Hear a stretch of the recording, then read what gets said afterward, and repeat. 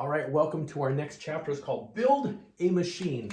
And that name can be a little bit confusing, but the reason we use it is part 2 of the course, where we're learning to grow the business to that next level, where we start hiring employees and we start operationalizing and standardizing, where it doesn't require so much of my time. I don't want to get stuck in the owner's trap.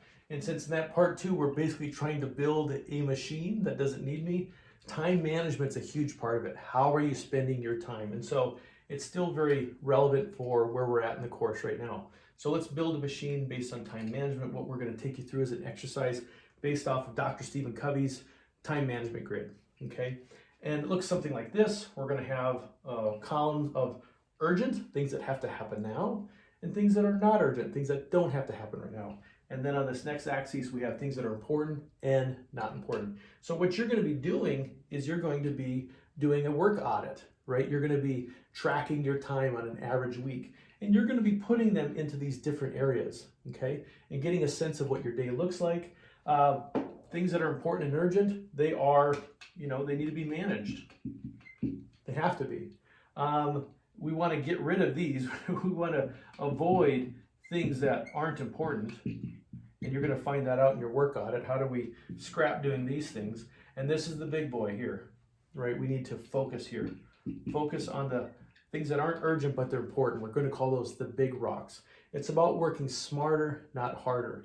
And so you're going to do a work audit and kind of get a sense of your time. And then next to it's going to be another grid that says, what do you want this to look like? How do we start to shape and shift your schedule a little bit?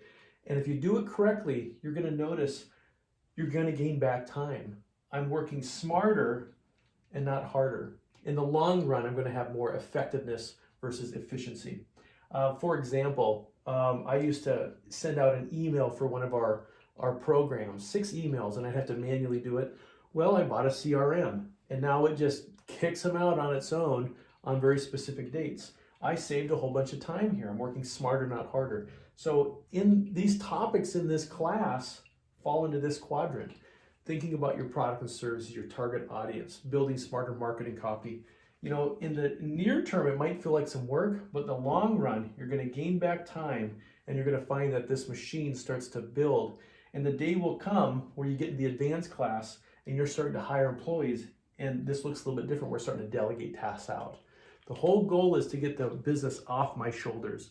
I don't want to be stuck in the owner's trap, because when I get it off my shoulders, the business is literally standing on its own 2 feet, and it doesn't require me anymore. Now I have something that I can pass down to my children, something that I can sell, something that I can step away from and have someone else run.